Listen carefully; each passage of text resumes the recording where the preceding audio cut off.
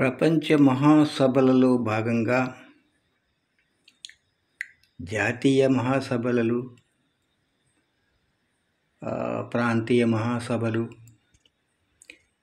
చిన్నటువంటి ప్రాంతీయమైనటువంటి స్థానికమైనటువంటి సభల్లో భాగంగా అందరి అభిప్రాయాల్ని తెలియచేయటం సాధ్యం కాదు. వేదికలు ఎక్కి అవి చెప్పడం అనేటువంటిది జరిగే పని కాదు. కానీ ఈ సామాజిక మాధ్యమాల్లో ఎవరి అభిప్రాయాలు వాళ్ళు ప్రకటించడం అనేటువంటిది సులభమైన విశేషం. ప్రపంచమంతా గమనించేదానికి ఒక సమిష్టి మాధ్యమం.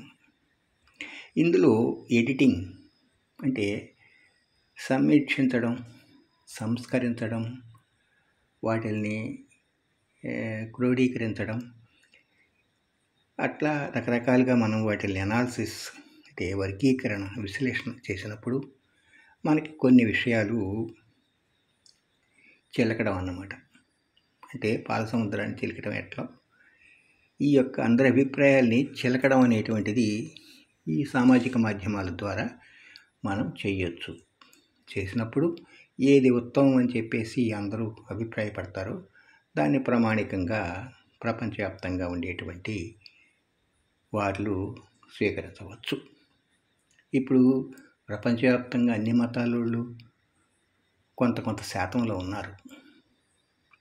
అంటే ప్రపంచంలో ఎన్ని దేశాలు ఉన్నాయి, ఏ దేశంలో ఏ మతస్థులు ప్రధానంగా ఉన్నారు,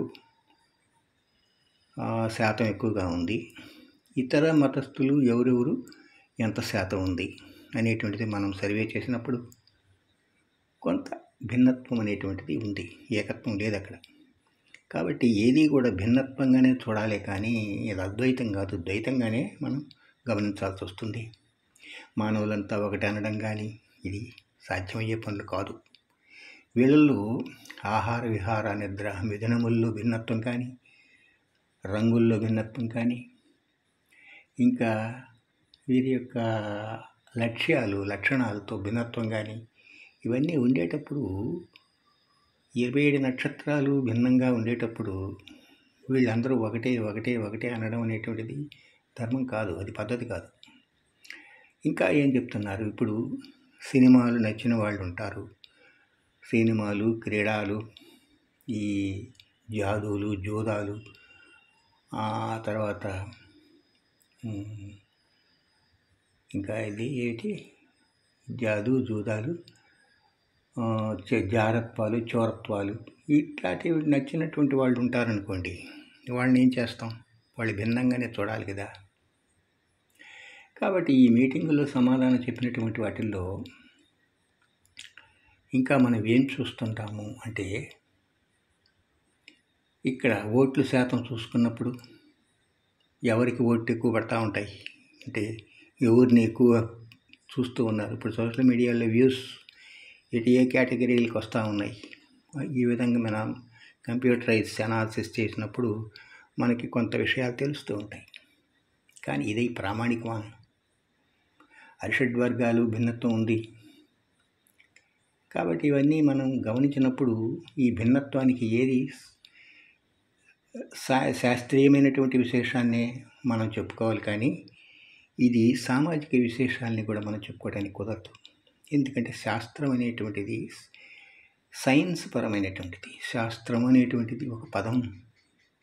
ఇది ప్రయోగాత్మక, ఆచరణాత్మక, ఒక ల్యాబ్లో చేసే ప్రయోగమా, ప్రపంచంలో చేసేటువంటి ప్రయోగమా, ఒక ల్యాబొరేటరీలో, ఒక పరిశోధనాలయంలో చేసేటువంటి ప్రయోగం యొక్క పద్ధతి వేరు, ప్రపంచంలో చేసేటువంటి అదే ప్రయోగాన్ని ప్రపంచం అంతా మన విస్తరణ రూపంలో ఉండేటువంటి వాటి యొక్క ఫలితాలు భిన్నంగా ఉంటాయి. ఒక ప్రయోగశాలలో చేసినటువంటి ప్రయోగం యొక్క ఫలితము సమాజంలో ప్రయోగించినప్పుడు అదే ఫలితాన్ని ఇస్తుంది అనేటువంటి నమ్మకం కూడా లేదు, జరగదు. అది భిన్నంగా అభివ్యక్తమవుతుంటాయి, దాని యొక్క ఫలితాలు భిన్నంగా కూడా ఉంటాయి. కాబట్టి మనము ఈ విషయాలు మనం గమనించినప్పుడు కొంతమంది సెలబ్రిటీలు అనే పదం వాడుతుంటారు. ఏమిటా సెలబ్రిటీలు?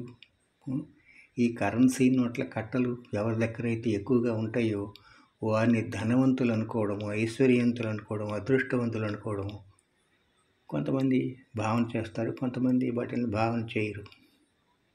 కొంతమంది బంగారు ఉండేటువంటి వాళ్ళు, భూములు ఉండేటువంటి వాళ్ళు, భవనాలు ఉండేటువంటి వాళ్ళు ఇటువంటిది ఐశ్వర్యం అనుకుంటారు. కొందరు దాన్ని ఐశ్వర్యంగా భావన చేయరు. అష్టైశ్వర్యాలు అనేటువంటి దానికి నిర్వచనం రకరకాలుగా ఉంది. ఐశ్వర్యానికి నిర్వచనం భిన్నంగా ఉంది.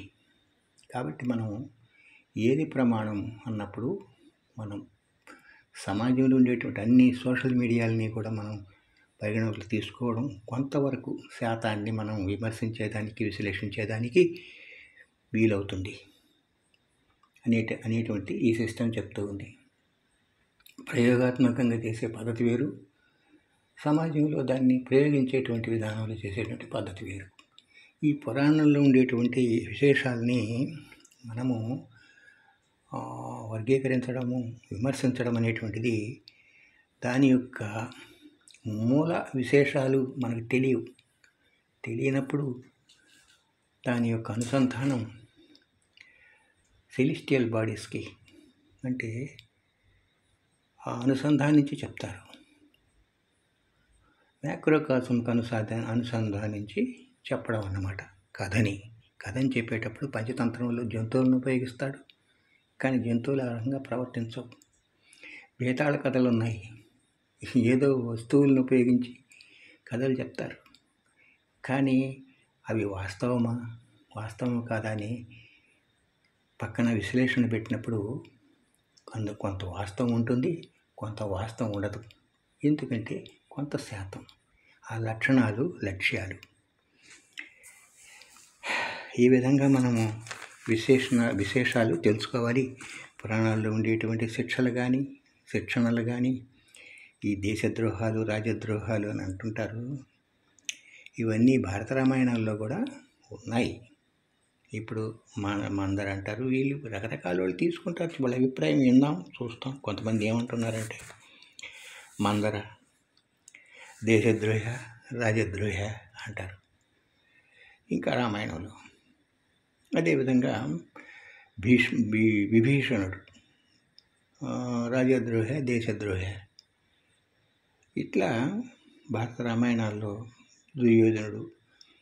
అయితే ఈ విధంగా వీళ్ళు అనేక జ్ఞానాలు కలిగినటువంటి వ్యాసుడు ఈ పిండాన్ని ఇన్ని విధాలుగా ముక్కలు చేసి బతికించగలిగినటువంటి వ్యక్తి, స్వర్గంలో నుంచి వాళ్ళని తీసుకొని వచ్చి చూపించినటువంటి వ్యక్తి, వీళ్ళని కూడా స్వర్గానికి పంపగలిగినటువంటి వ్యక్తి, ఈ యొక్క పిండంలోనే దాన్ని చిదిపేసి ఉంటే DNA ఉండేటువంటి పిండాన్ని కథ ఈ విధంగా జరిగేదానికి అవకాశం లేదు. ఆ విధంగా ఎందుకు చేయకూడదు? బీజంలో ఉండేటువంటి గుణాలు మనకు తెలుసుకోలేమా? ఇప్పుడు ఒక పండులో కొన్ని వందల బీజాలు, ఒక బీజం ఉండొచ్చు, 2 ఉండొచ్చు, 10ల సంఖ్యలో ఉండొచ్చు, 100ల సంఖ్యలో ఉండొచ్చు, ఒక్కొక్క వృక్షం యొక్క జాతిని బట్టి.